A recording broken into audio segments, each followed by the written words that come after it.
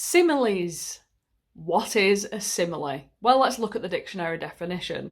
Similes compare things that are not like each other, but, when compared, can accentuate qualities or features of the thing you're trying to describe. This is done by using the words like and as. So, what makes a simile effective?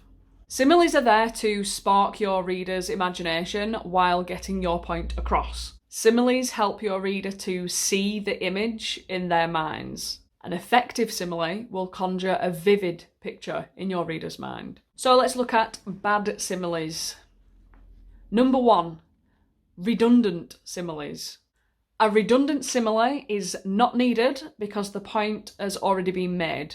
For example, the boy was sunburned, like he had been sitting out in the sun all day long.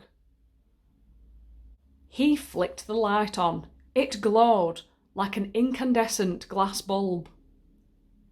She yawned as though she was tired. The simile is redundant. It is not needed because the point has already been expressed. What I find really interesting about redundant similes is that you can actually use them in your favour for very specific reasons. For example, you could sort of make your character look as though they're lying by using a redundant simile such as, she apologised like she was sorry. So the reader knows that she isn't sorry, because why would we say it otherwise if she really was sorry? It's like as if she was sorry, but she's not really. Number 2, bad comparisons. Bad comparisons are where you compare your qualities with something that just doesn't fit. And you can tell it a mile away as well. If it doesn't fit, it doesn't fit. It doesn't share enough qualities to make a good point. For example, the pain of losing her hurt like when you accidentally fall into a meat grinder in a slaughterhouse. That's not very relatable. I don't think anybody goes around accidentally falling into a meat grinder in a slaughterhouse. So the person was trying to create a relatable simile and failed. That is not relatable at all. The reader would probably not know what that feels like. And also, it's a little bit too extreme and a bit too gory, so it doesn't really fit this sort of, lamenting over a lost love, sort of romantic narrative. It doesn't fit that at all. It's bringing like strange gore and violence to the sentence, which, if you want to be a bit sort of edgy, then sure, but people are going to see this as a bad example. It's just, sorry. Example number 2. Her lips were bright red, like the HTML colour code FF0000. If this character is a super duper like IT geek or something like that, or you use this sort of terminology throughout the narrative, then fine. But it's a little bit strange to use these sort of technical terms or like these computer specific things when we're talking about a girl. The comparison is really off. It's really far apart from each other, a girl and a computer, unless you're trying to make a point about this character being obsessed with computers, and that character has to be obsessed with computers in every single thing that they do. A line like this is incredibly out of place. And finally, the ocean waves crashed against the cliffs like YouTube trying to buffer with bad Wi-Fi. Yeah, we get it. Waves crash and the internet crashes. That's a somewhat of a connection, but comparing like the natural force of the ocean waves to YouTube, it's completely practically the opposite. Again, like if your character is obsessed with YouTube or the media or other things like that, then sure. But it makes it look like you're trying to relate to the internet generation. When people say something like they think they're so down with the kids, this is exactly what that looks like. It looks like you are a sort of older person who's trying to connect with younger people by using these sort of connections. It just looks silly. 3, the third reason why some similes are bad is cliche. These are overused similes and they kind of show a lack of creativity and thought. For example, he was as good as gold. She was as brave as a lion. He eats like a pig. Your eyes shine like the sun, etc. Imagine if you were marking a pile of exams and you just kept seeing the same things over and over and over again. And you're gonna get tired of that. You're gonna start looking for people who have, used their imaginations a little bit more. So don't resort to cliche. Try and avoid it if you can. And finally, number 4, another reason why your similes could be bad is overusing them. If you use too many similes in a paragraph or in a section or a scene, you can actually end up sort of spoiling all of them as the reader rolls their eyes at the sheer amount of similes in the piece. The air felt like daggers in her throat. She walked through the trees which surrounded her like bullies in the playground. She held her breath like a deep-sea diver and carried on like a lamb being led to slaughter. Using like 1 or 2 of these would be fine, but all of them together sort of dampens the quality of all of them. So now we've got those out of the way, let's look at some good similes. How do we make our similes effective? A good simile helps to create implicit meaning. In other words, it helps you to show instead of tell.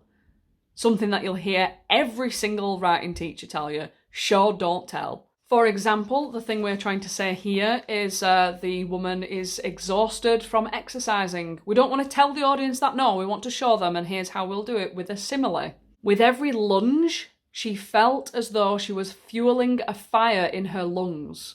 Here we can imagine the woman, we would obviously give context first and describe the fact that she's like in an exercise room or something like that, wearing her active wear. But with every lunge, obviously we're showing the movement that she's doing lunges, and that she can't breathe very well because she's feels like she's making a fire in her lungs. That's a lot better than saying she was really tired from exercising. We get a little bit more imagery involved there, and it might seem a bit more painful too, like to have a fire in your lungs. The next sentiment is, he was scared. Goosebumps scuttled over his flesh like 100 hairy spiders. That's better than saying he was scared. You can show it with, obviously that's a touch-based sensory imagery as well. So the reader might like feel that or imagine what it's like to feel that. Which is, you want to create a sensory response in your reader. That's the most important thing, is that they want to feel it in some part of their sense. Good similes are also used to emphasise. So instead of saying the apple satisfied his hunger, we can accentuate that hunger by using the simile. For example, he chomped down on the apple, slurping the juice into his mouth as though it was the very essence of life. Yeah, it's a little bit cheesy, but you can feel the hunger because you can imagine this guy hasn't eaten or drank in a long time, and to eat something hungrily. We don't want to just say, he ate the apple hungrily. It's just really boring. We need to make it a little bit more sensory, and that's a good example of that. Another example of using a simile to emphasise, our statement is, she was relieved to see them. Boring. Let's change it with a simile. She sank onto their shoulders with open arms like a fallen angel finding refuge in the house of the Lord. We're adding a bit of religion in there, this might be a religious character, but also it might just be there to accentuate the safety that she feels when she sees these people. You might want to avoid including religious references in there. That's cool, but it's not illegal. Do what you want. And finally, a good simile will make a description more clear. For example, the thing we want to say is, she frowned. With a simile, her face was screwed up like a baby with colic. If anyone's seen a baby with colic, it's like when they've got gas and they really, really they look confused. They're like, I don't know, they sort of look as though they like really, really, really need to, go to the toilet. But yeah, they have this sort of strange look about them, where It's uncomfortable for the baby, but they screw up their face in this kind of funny way. So yeah, you could also say that the connotation of her being like a baby might say something about the character as well. But also the fact that colic is not the baby's fault. So she might be screwing her face up at something that's not her fault, you know. It's interesting to think of what the connotations could be. And finally, the next sentiment is, the street was dark. Okay. Darkness covered the streets like a thick coat of smoke. It feels darker than saying the street was dark. It just feels darker. If we want to exaggerate the darkness, then compare it to something that obstructs the vision or that is dark, you know?